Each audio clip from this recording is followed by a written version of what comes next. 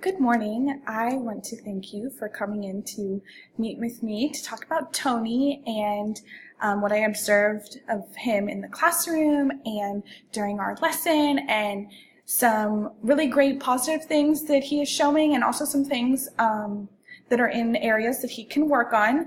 I think that with my help and your help, and certainly Miss Barisi's help, he can really start to get on a path where he feels comfortable and he's thriving and doing all of the things that any student without a disability or an exceptionality can do. I noticed a lot of things that he does that are normal, and you really would not know that he had an exceptionality, except for those moments where he shows some lack of restraint as far as his emotions go. But I want to go ahead and get into the PowerPoint. So I observed Tony for the first few hours of class and noticed that he is exceptional in every sense of the word. He is by far the hardest worker in the room, constantly trying to do better and be better, and he asks all the right questions, and he really is engaged, as often as he can be. I know that at Parton Elementary, the students who are a little bit more violent are the ones who are in, their own separate classroom. Those students with autism are put in their own room for safety reasons. And Tony, because he's not violent, he gets the great opportunity to be in a mainstream classroom, and you can really tell that his classmates love him and he loves his classmates. And I think that being around these students really helps him to learn, what is acceptable for his behavior and what is not acceptable. I really like how he's just like a sponge. He is constantly taking in his surroundings and paying attention to what his friends are doing, and trying to emulate that. So in a general classroom setting, he is just exceptional. He has some things that he is spectacular at, and he has some areas that he can work on, just like every other student. Academically, he has a extremely positive attitude. He thinks and knows that he can do anything that he sets his mind to, and that is something that I really, really admire about him. He's also really creative. Like, he comes up with these things, these thoughts that sound really obscure, but they're actually so intelligent when you listen to him break them down. Like, the way he relates our lessons and our conversations to his life, some of the mainstream students might not understand because they don't have the same exceptionality as him, but when he explains what he means, sometimes I watch the other students and they are just looking at him with their jaws on the floor. Socially and emotionally, he is so kind, so helpful, so compassionate. I mean, he will, do anything for anybody. And I think that the students in the classroom really respect that about him. They know that they can count on him. Miss Barisi knows that she can count on him, and I think that's really great. He's also not shy. Like, he will walk up to any student, any teacher, any faculty member, and just talk to them. It could be about nothing, or it could be about everything. He just loves to engage with people. Some areas that he can work on academically, when the schedule is followed, when the schedule that Ms. Barisi has posted on the board is followed, he thrives. I mean, he does great because he knows what's expected of him. He knows what's expected out of his day. But of course, life happens, and sometimes, things get off track, or sometimes there's something happening at school where the schedule is altered. So when I observed him, the math lesson ran a little bit longer than it was supposed to, and so they got to their math centers later than normal, and that, that kind of threw him for a little bit of a whirl.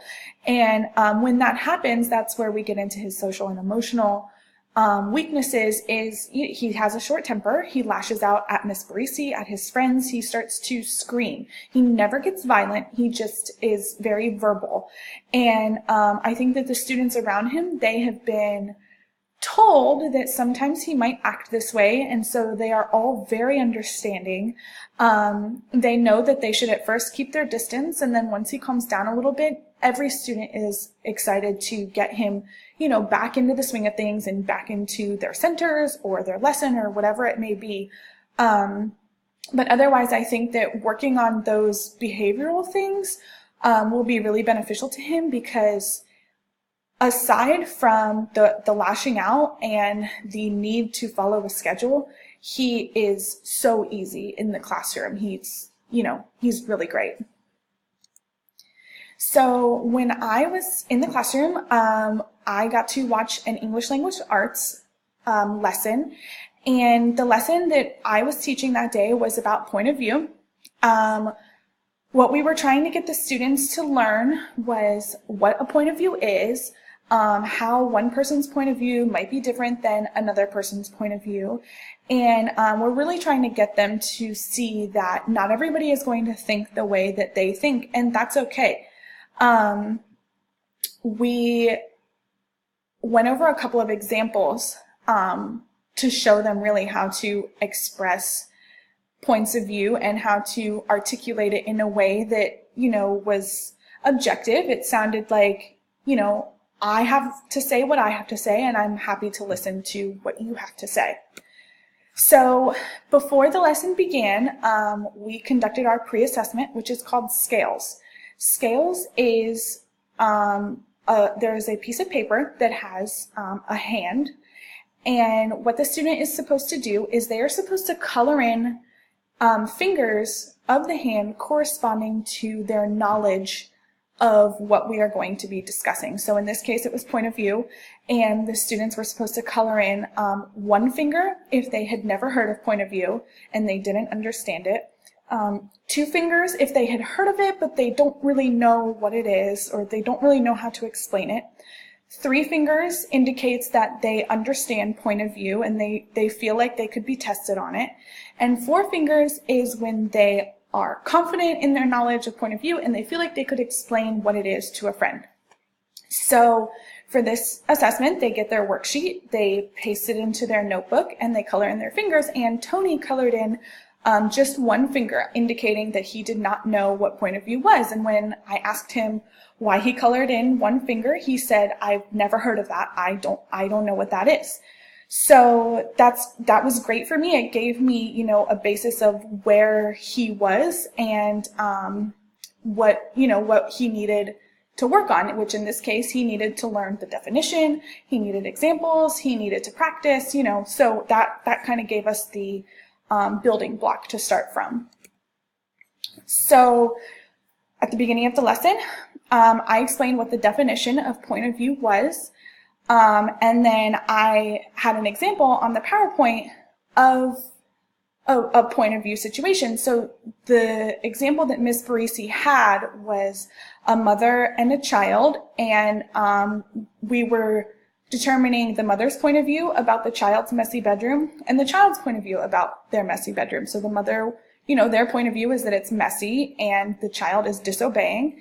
And the child's point of view was that they couldn't find a shirt that morning. And so they just threw everything all over the place trying to find their shirt. So we were trying to get the students to understand those points of view. Now, in this particular situation, I found that Ms. Barisi told me that Tony was very into dinosaurs. So I was like, oh, this is a good opportunity to incorporate dinosaurs so that he's really interested. So I instead said there was a mother dinosaur and a child dinosaur, and they were talking about the child dinosaur's messy cave. So it was the same example. We were just incorporating dinosaurs, which of course his eyes just lit up. And he was so excited to discuss, the points of view of the 2 dinosaurs. So the second example that we went over was about fish, marine biology, and it was points of view as far as that was concerned. It was an animated video, so it was a little bit of a different way of showing the point of view. I didn't have to alter that lesson plan because Tony loves marine animals, so he was really interested in that. So after we went over the examples, the students went off to create examples on their own, and we went off into our center. So some students, they do their iReady minutes, other students just silent read on their own, and then another group of students will sit at the back table with the teacher to go over their examples of points of view. So I was at the back table, and I had each group come to me, and when it was Tony's turn, he talked about sharks. And he talked about how the mama shark had a different point of view than the baby shark when they were discussing their teeth. So the baby shark had lost a tooth and was really scared, and the mama shark was trying to explain that it was a good thing. So Tony was discussing how each of the points of view were different, where the mother's point of view was very excited about the baby losing a tooth, and the baby's was very scared. And we all at the table were just blown away by how in-depth he went with this example, and how creative he got, and he really created this whole story. So it's really interesting that sometimes when he looked like he wasn't engaged in the lesson, or he looked like, he wasn't understanding, he actually was. So he's not the kind of student where you can just read their body language. You really have to communicate with him to find out if he actually is learning what you're teaching. Some students, you're able to just look at them and see like if they're kind of spacing out or whatever. But with him, he actually learned a lot more than we could have hoped for him. What I learned from this experience is patience, creativity, and confidence. I learned that when a student with autism lashes out, the only thing you can do is remain calm and, ride out the storm. When he gets in that mind frame, Miss Barisi said that you can't just snap him out of it. So I had to learn to take a step back and just be there for him while he had his emotional outburst. And then once he started to let it all out, that's when I could step in and kind of bring him down and explain to him that everything's going to be okay, and this is what we're going to do for the rest of the day. Creativity came into play when I was teaching the lesson. I was trying to get him engaged, so that's where I used the dinosaur example. And confidence comes into play because I now feel like I could really, teach a student with autism. I know a little bit about how I can keep the student engaged, how I can keep them calm, how their IEP really comes into play with Tony needing his keyboard to type things out, and with him needing to have his schedule written out, not only on the board, but on his desk. Little things like that are crucial to his success. So I feel a little bit more confident going into my own classroom. So I really want to thank you for the opportunity to work with Tony. He is just amazing. I am so glad that I got to meet him, and he's one of the kindest kids that I've ever met. And I think that's really, a testament to how you are doing with him. So I really want to say thank you and applaud you for how great he is. Thank you.